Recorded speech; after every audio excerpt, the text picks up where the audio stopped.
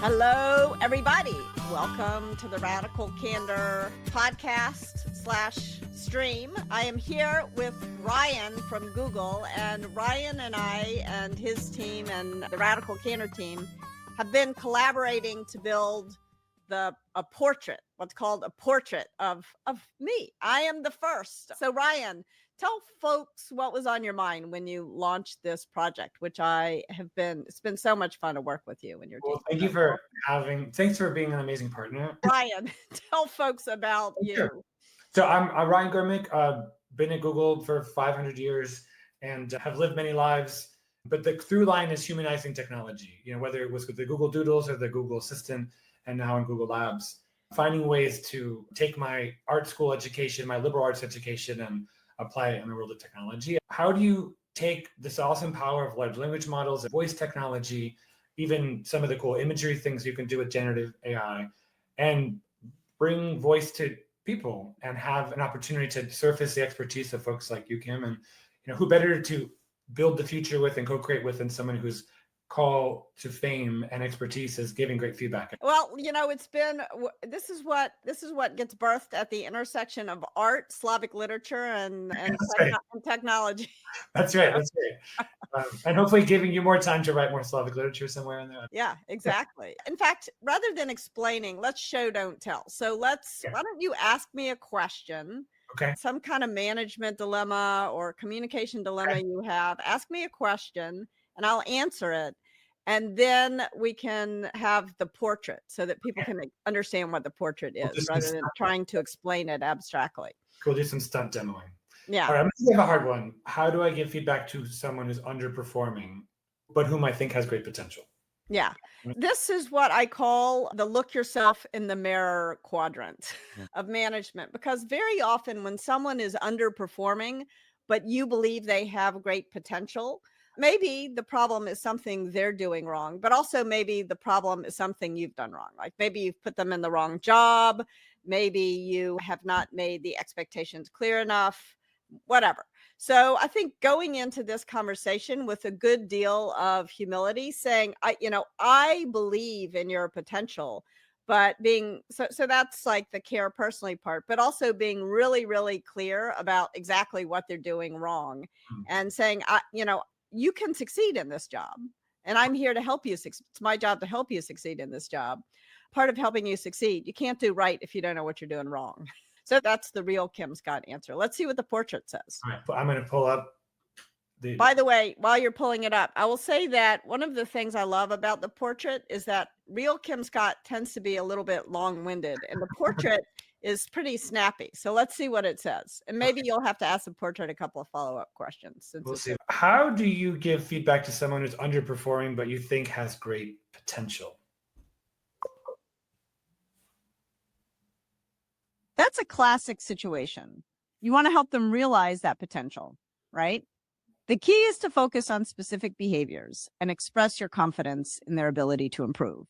I'd love to hear your comments about whether you like, and I will not be offended if you like the portrait answer better than my answer. But it's your portrait. It's you can take credit. Yeah, and look, my grandmother used to tell me about growing up in Galveston, Texas.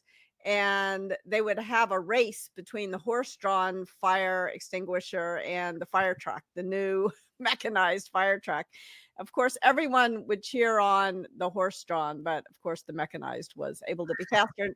And the reason why I'm so excited about this portrait is that I am filled with guilt all the time about the number of emails I miss, with people asking questions of me, the number of LinkedIn messages I miss. Like I want to have all these conversations with all these different people who've read the book. Like I wrote a bunch of books that never got published. This one did get published and did okay. And so that's the good news. The bad news is people want to talk and I'm only one person and I can't answer all the questions. And now I can. So this portrait is, in addition to being really helpful to other people, a liberator for me. So I have time now not to answer all these questions, not to feel guilty about all the ones I can't answer, but to go write the next book. And also I think this portrait will help sell more copies of Radical Candor. We hope so. We Yeah, think so. Too. I'm certain. I don't Any, just hope so. I'm convinced. I have conviction on that point. any more questions for Kim Scott portrait, or can I get the real Kim for a while? Yeah, you can get the real Kim for me. If folks have questions, folks in the stream, Jen or whoever's watching, Jen said it was amazing. Definitely sounds like you. I showed it to my daughter last night. She's like, "Oh, mom, that really sounds like you." So other questions for real Kim Scott? Ryan? Well, I mean, any hot tips on what your next book is? Now you got me curious. As Oh, a Kim Scott fan, yeah. I want to Yeah. know. One of the things that I have, my twins are 16 years old now. And one of the things that I have noticed about them and their friends is that they're not especially optimistic about the future. Yeah. And for good reason. I mean, there's a lot of problems in the world right now. But one of the things that I felt growing up in the 70s and 80s, that those were kind of in some ways optimistic decades. And I feel like the optimism served me well. So I'm writing a book. It starts in 2020 and then it fast forwards to 2070. It's about the high school class of 2020 and their Cool. 50th high school reunion. And they will have fixed everything. Justice will have rained down like water. So that's what I'm trying to imagine, a better future for Yeah, my kids. I love that. Where you mentioned some experiences with your kids using your portrait. Yeah. How's that going at the household? Are they leveraging it to get out of trouble or to get more privileges, or what are they using it for? Yeah, so my son actually spent more than an hour arguing with the portrait about, in California, you turn 16, you can get your driver's license, but you cannot drive with your friends in the car. You cannot drive with other minors in the car, which is a great law, I think, because there's a lot of evidence that shows that a distracted brain, which a 16-year-old is very much a distracted brain, it gets much worse when you have your friends with you.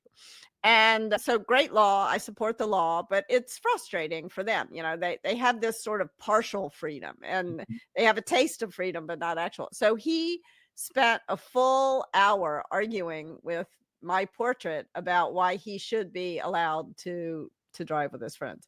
And it was hilarious because the portrait sort of thought the conversation was over about this at about the same time mark that I myself it was like, why don't I summarize our conversation? The Yeah. portrait was like, but he really wanted to keep talking. And he talked and talked, and it was really enlightening for me because I realized as I was watching this that I cut off conversations with him and his sister probably before I should. And so that was cool to see. I had to finally take it away from him. I'm like, you got to go finish your homework. So that was cool watching it. And I'm in the course of our collaboration. You also mentioned that it was a bit of a running joke from some of your team that Kim Scott bot would have Yes. really Yes. been helpful. And we were confronted by the progenitor of that idea recently, who wanted Yeah. to get it. Maybe this is the opportunity to give credit. Yeah, absolutely. So when I was working on the AdSense team at Google, the great Dobromir Montauk, who Let history know this was the yes, origin of. yeah, we'll loop Dobromir in here as an April Fool's joke because I was very much pushing the team to automate a lot of the customer support work that we were doing. That was the theme of the year, was automation. And as an April Fool's joke, Dobromir said, "Great news, I've automated Kim." And there were kind of 5 responses, almost canned responses that I tended to send to people. You know, they'd send me some great idea and I'd like, great idea, make it happen, don't bother me anymore. Hopefully that was not that was the joke, was that was sort of how I tended to respond. Well, I'm So proud. I'm proud. All these years later, we've added to the canon. Like, sorry, yeah. I didn't understand what you said, and can you please try it again? Or that is against my terms of service to discuss. So Yeah. we're launching and iterating the Kim Scott. Yeah. Well, I will say one of the things my son tried to do with a portrait is to break it, and he threatened to do some very dangerous things. And I loved the way the portrait convinced him not to do those dangerous things. So Yeah. this has been, in many ways, this has been like a lifelong dream of because when you're a writer, in fact, the reason I wrote Radical Candor was that I had become a CEO coach. And then a bunch of people wanted me to coach them. And coaching really doesn't scale. Like I Mhm. find if I'm working with more than 5 people at a time, I'm neglecting all of them. Mm. But again, I was filled with guilt that I couldn't say yes to everyone. So I wrote the book. Actually, I was like, okay, I'll just write down, and then anyone, can, for $15, or if they can't afford $15, they can go to the library and check it out for free, can read what I think. And in many ways, books do scale. As a writer, you can write the book once, and then thousands of people, millions of people can read the book with no incremental work on the part of the author. But if a book does well and you're lucky, I mean, I've written a lot of books that never even got published, but this one luckily did get published and a lot of people read it. And now all of a sudden people had all these questions for me. And and and so now I'm back to the scaling problem. Like, I'm only one person. Like, I would love to do a million book signings. I would love to have a million conversations, but I physically can't. And so now I'm back to the, racked with guilt kind of problem. And again, this is why I'm so excited about the portrait, is that it scales. Now I can answer, or I can answer, AI can answer everyone's question all the time, and it will give good answers. It's not, I think one of the problems with large language models is that it's a mathematical average, Right. and average just gets you to average, Right. and the portraits will get you spiky answers from specific people. And as you all launch more portraits, like, maybe we can argue with each other. I um, love it. I get a lot of value out of this world of LLMs, but sometimes when I'm asking questions, yeah, it feels like you're going to a restaurant and asking the waiter, like, what's good on the menu? The answer is, it depends what you like. Here are the 15 different things you might enjoy. And it's not helpful. But we've got all these experts out there who have structured their thoughts in books or podcasts or other things that are truly valuable, right? We all can get so much value out of these experts that help us in these personal growth ways. And to just go with the mathematical average seems like a missed opportunity, not just for the person and the user at the end who's getting that advice, or the writer who doesn't get to have that specificity or control, but also the platform itself, I think, would benefit from more of the human voice. exactly. Like, now you can do the equivalent of asking the person who loves cheese fondue if the cheese fondue at this restaurant is good, Right. rather than just But asking you're not supposed to leak our next portrait. the cheese fondue portrait Yeah, is that's next. All that's right, sorry, I gave it, I yeah. gave it up. Heard it here first. Yeah. The other thing that is really wonderful about portraits is that I got to be involved with creating it. So Laura asked, "Have you ever seen your portrait give a response that is different than what you would typically give as advice?" And one of the reasons why I feel so confident about launching this, I mean, it's an experiment, so it's not going to get everything right. It's okay. But the reason why I feel so confident is that I got to be involved in training it. So I spent a bunch of time asking it a bunch of different Yeah. questions. And in the first version, it did sometimes give an answer, or even a tone. I was sort of rude to it, and it was a little rude to me back in the early instance. And now it won't do that. We turn the SAS style a bit. But I mean, at Google Labs, we've got 3 values. It's build to learn. This, as you mentioned, this is an experiment. But a third value is to co-create. And Yeah. we don't pretend to have all the answers. We have access to some of the technology, but yeah, we're really looking to find ways to bring out the best in people, and partnering with folks like you has helped a ton. And shout out to the team who worked really hard to respond to all your excellent feedback and your team's excellent feedback. There's a lot of grinding that went into quality, and one of the reasons we're focusing on a single portrait as a launch vehicle is to really go deep with craft and care to give answers that are as accurate and as helpful as possible. It's easy to say, here's a couple pages, pretend to be this person. Yeah. But it's sort of like garbage in, garbage out. And we're trying to push the state of the art for quality. So good question for Kim, Laura. But yeah, that's really the value. I think the currency of this opportunity is, can you really scale? Someone's got a lot more things to say, but not all the time to say it. Yeah. I mean, it's interesting because I have found that since Radical Candor came out, there are about 80 frequently asked questions that represent kind of 80 or 90% of the Mm. questions. And I think a lot of authors struggle with this. Like you write a book, a lot of people read it, and people are going to have the same kind of question over and over. And it's exciting that people want to, a journalist will send me a question. And on the one hand, I'm thrilled that a journalist is interested in the book. But on the other hand, I'm like, would you just read the damn book? And that's Right. not a very radically candid, that's an obnoxiously aggressive answer. Yeah, you're in the wrong Yeah. quadrant. Yeah. Yeah.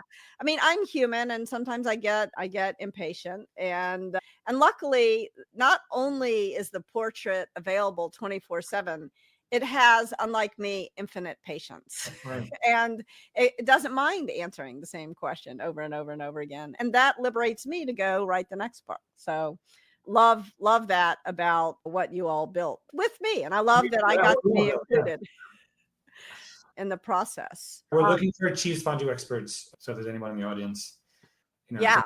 authenticity. I've already had a bunch of people say, I want to build a portrait. So I've been Yeah, sending you. keep 'em coming. Wait, Yeah. Yeah. starting small but thinking big. We'd love this to be a platform that really scales. Yeah. Somebody asked, sorry, the questions are coming in and I'm losing the names because but somebody asked, what's next?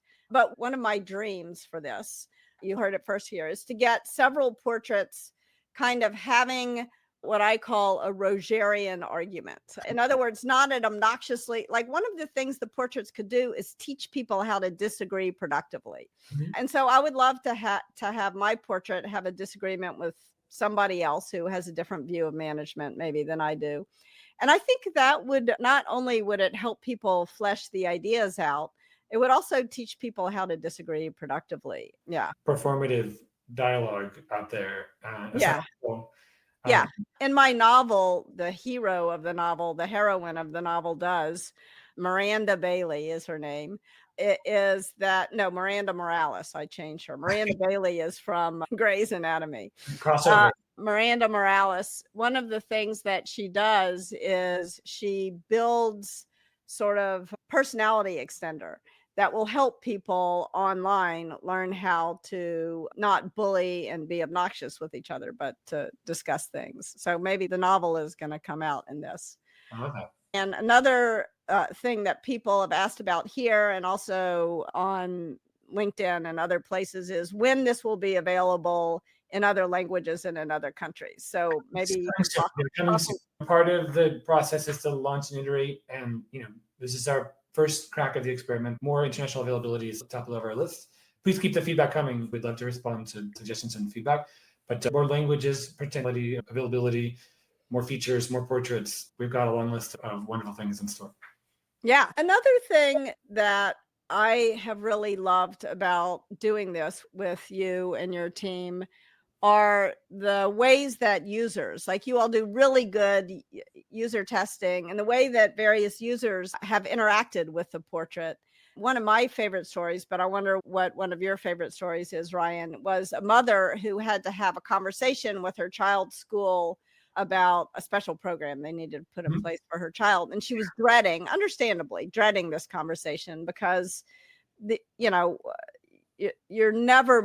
a hostage to fortune when you have children. She said she spent some time talking through the situation with the portrait to help her prepare for the conversation. And she said by the time she was done, she actually was looking forward to the conversation instead of dreading it. And that meant a lot to read that to me. Well, I mean, maybe I shouldn't admit this, but as a communication coach, you're very valuable for communication. I want to brag about my team's work, and so when I'm thinking about what do I post on social media, this is that you gave a profound, beautiful example. But I was like, hey Kim, like, how should I talk about this thing? And I workshopped my LinkedIn post or whatever. Oh wow, it was very helpful. Oh good. But as a product builder in technology, you get sort of like really close to your work, and you think everybody should be in love with it. Then I went on vacation somewhere in this process like a month ago. Yeah. And I was in Hawaii chilling with my family and didn't have to open a computer or a laptop or anything. Just very nice. Chasing a couple young kids on the beach.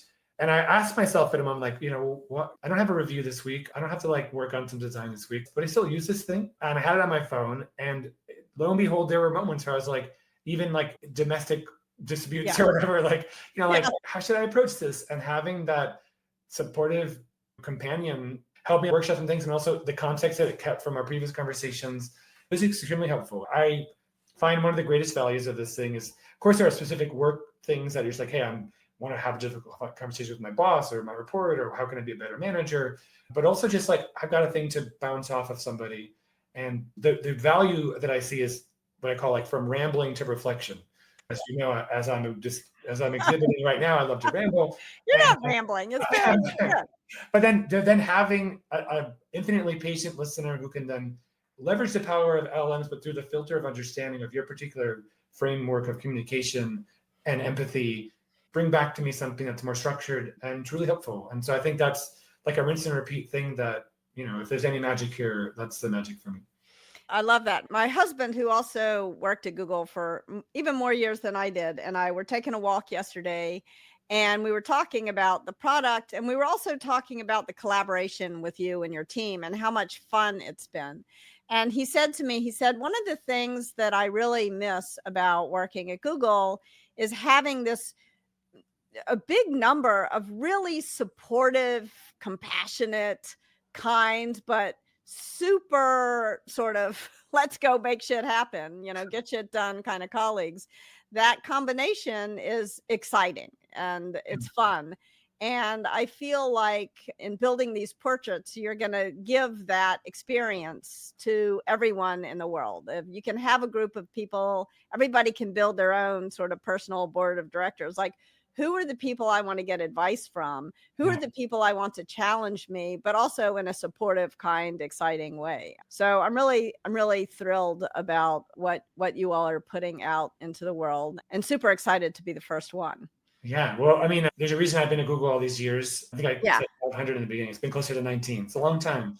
It is a long time. But the lore of Google in the heyday of lava lamps and colorful beanbag chairs and snacks every 100 feet. I mean, some of it's really true. And I feel a great sense of privilege, but also obligation to try to share as much of that good fortune with others. And so whether it was through like creating educational or fun doodles or trying to make Google Assistant more accessible, I really do think that being able to share the power of technology in a way that is welcoming on a human level, where you don't need to understand even what a prompt is. Like we don't talk about prompts or even like really talk about AI. It's just like, this is an entry point that's meant to reduce all the barriers to the value of the technology. And it's been an awesome partnership because, the not secret ingredient, but the thing that really brings it to life is that human interface of like, I can understand where this person's coming from. So that information comes to me from a perspective that is all the more valuable to me.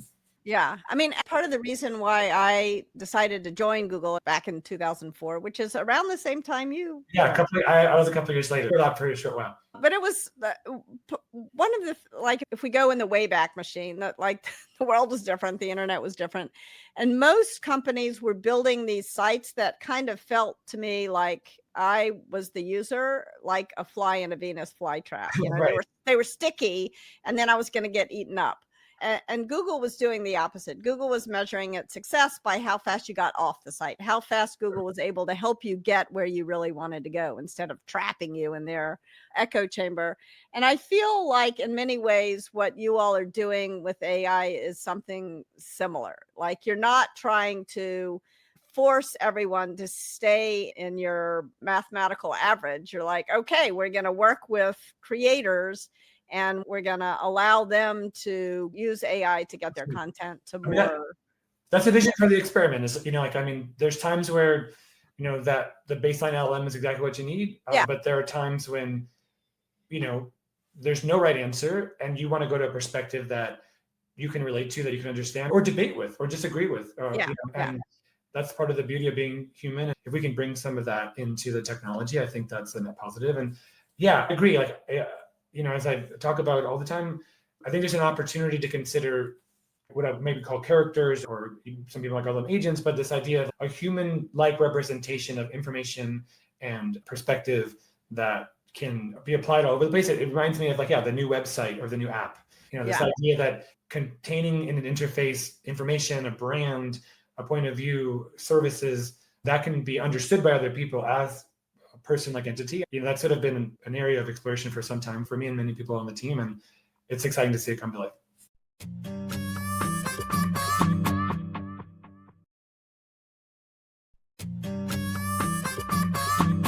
That's another thing that was very different about working with you all than all the other people out there who are trying to do. I mean, there are a lot of people who are trying to create AI versions of personalities, right? And one of the things that you all offered that I think, at least, I mean, I'm sure someone else out there is, but nobody else I talk to anyway is offering, is that we can put the portrait on our website. Like, you're not trying to own the user, you're allowing Radical Candor the opportunity to use this on their site and build their own relationship with our own users. Yeah, I mean, it's early days, but we look at platforms like YouTube as a model of, like, we provide the infrastructure and technology for you to package and distribute your goods and services however you see fit. You could maybe discover them on the youtube.com or in the app, but also embed them on your site. And, like, we want this to be extremely creator friendly. We want this to help your audience get more of the mountains of content that you already have. A great place to do that is like right next to where the content already is. So super, super exciting and empowering for everybody involved. I also think, I mean, and this is my kind of worldview, but I imagine you have a similar one. Like, there are some things where there really are right answers. Sure. Human knowledge is a thing. Tim Scott wears red orange sweaters. It's not a debate. Yeah, but that is not truth. That is just an opinion. Like, I feel like human knowledge is a raft on which we're sitting, but human ignorance is much bigger, and is much bigger than our ignorance is way, way, way bigger than our knowledge. I think that part of the benefit, like when I sat down to write Radical Candor, a lot of, I'm in Silicon Valley writing this book, and people are like, you got to do research. And I'm like, no, I don't have to do research.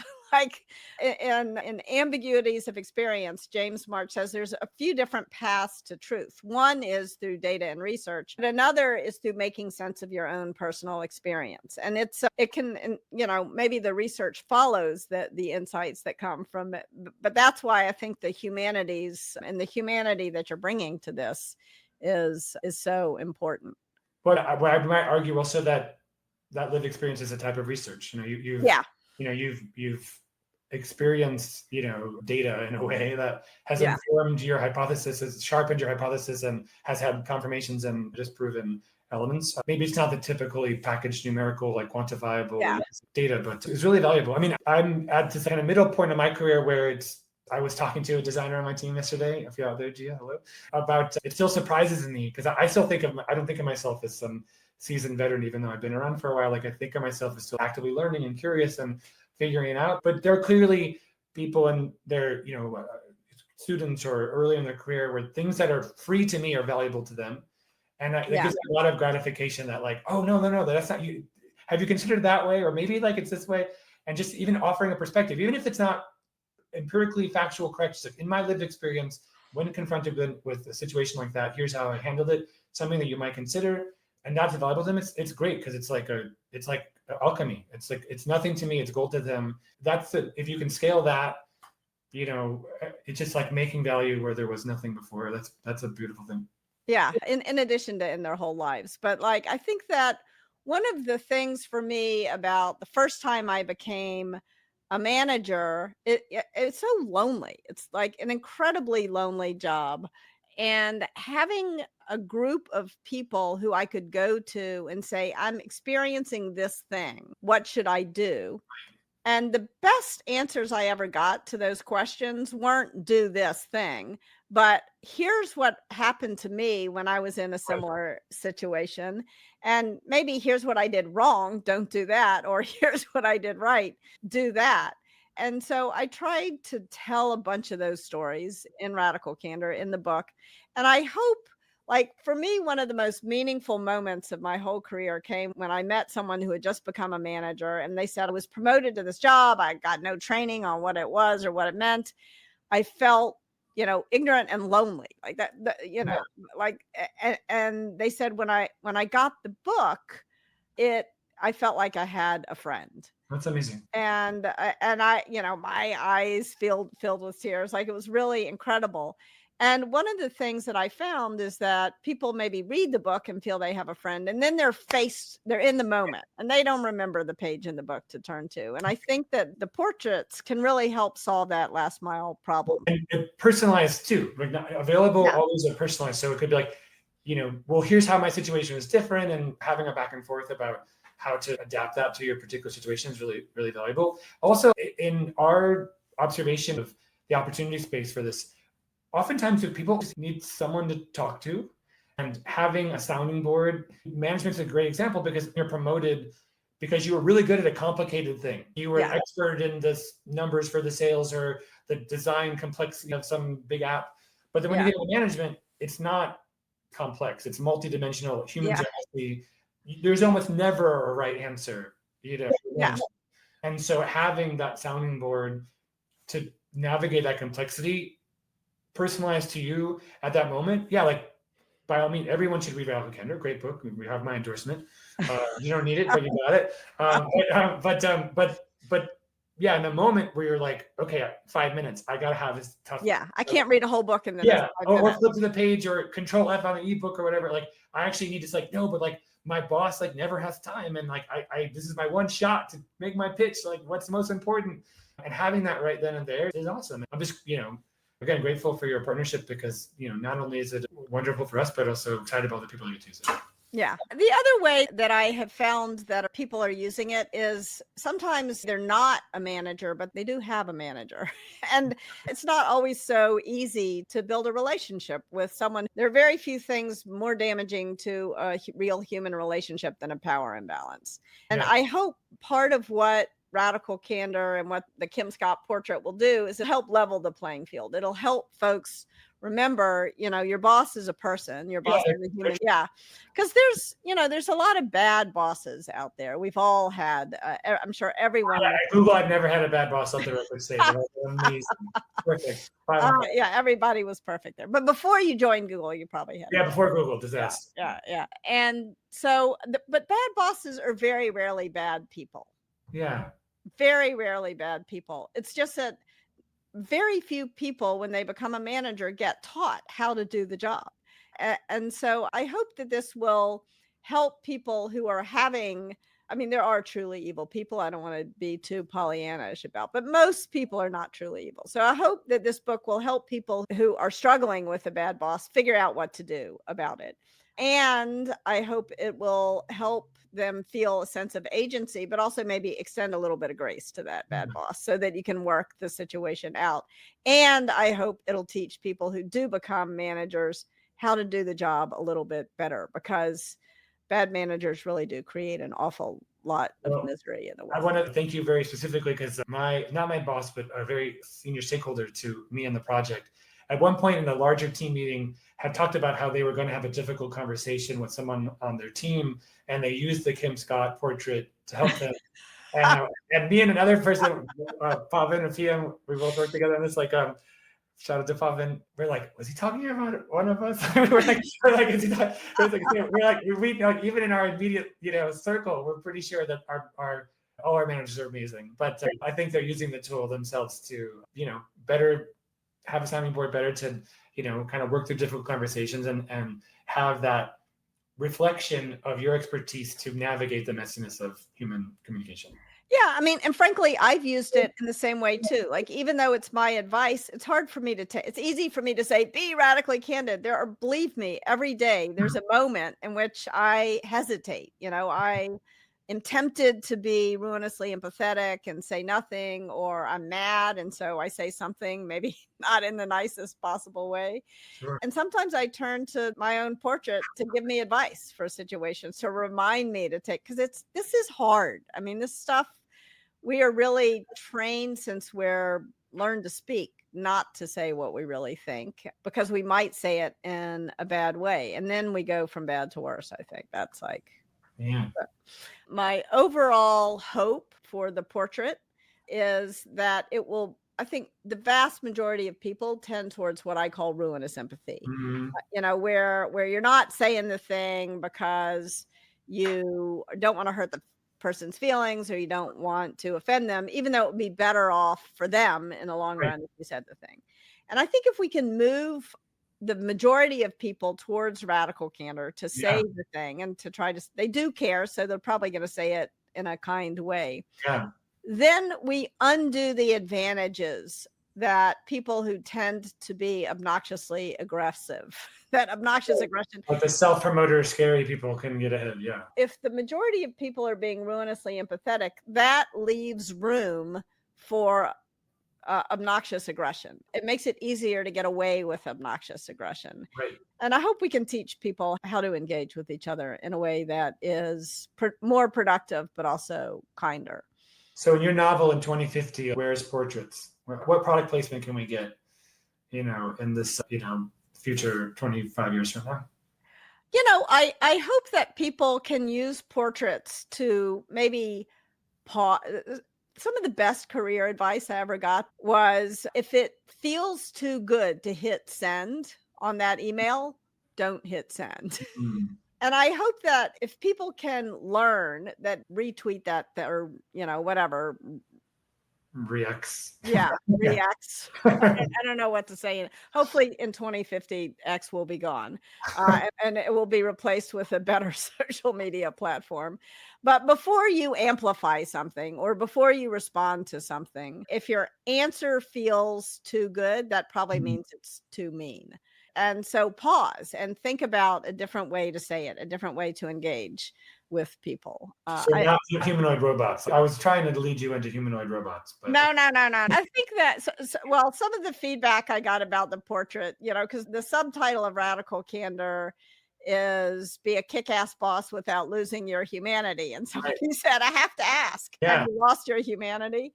You omit that part of your book moving forward as part of the humanity part. Yeah, I think, like, render unto technology the things that scale, so that I, as a human being, can do the things that don't scale. And in many ways, this portrait allows me to focus on the next book because it's answering questions that I've already answered in the previous book. I mean, colloquially, we talk about, like, there's no replacing Kim, but this is hopefully the aspiration is to be the next best thing. It amplifies.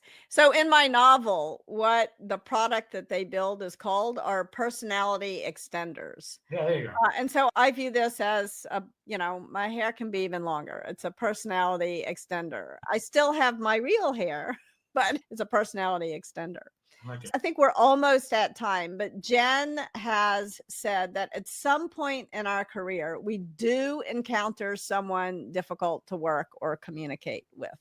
Yes, I think that is a universal thing. And one of the struggles of writing the book is that this is an end-to-end problem. Like, someone who may be really easy for me to work with may be really hard for you to work with, and vice versa. And, you and I both think you and I are easy to work with, but other people may find us difficult. Yeah. And so one of the benefits of the portrait is that it will both pay attention to whoever's asking it questions. It'll pay attention to that end, and then it can also imagine the other end, and that, I think, is really valuable. Well, speaking of really valuable, thank you again for your collaboration and taking a chance on this. And we think it's the start of something that could be uniquely helpful for people, leveraging this technology in a way where end users, creators, and Google all come out ahead. So thanks for helping us be more than the sum of our parts and being such a great partner. Huge thanks to you and to your team, and also to the Radical Candor team, to Jason, who is a technical genius on to Jason's AI note taker and whatever gibberish they had to sum up after our calls. And to Brandy and Leslie and just the whole team for making this a success. To Pavan for responding to my random LinkedIn inquiry.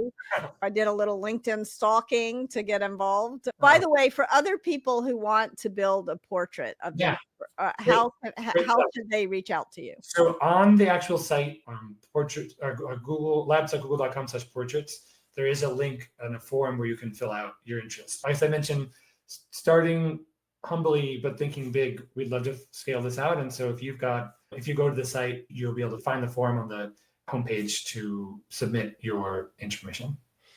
Amazing. And then I will not be in solitary splendor anymore. I want company. My portrait wants company. So excited to see the folks who come next. There's more to come, so stay tuned.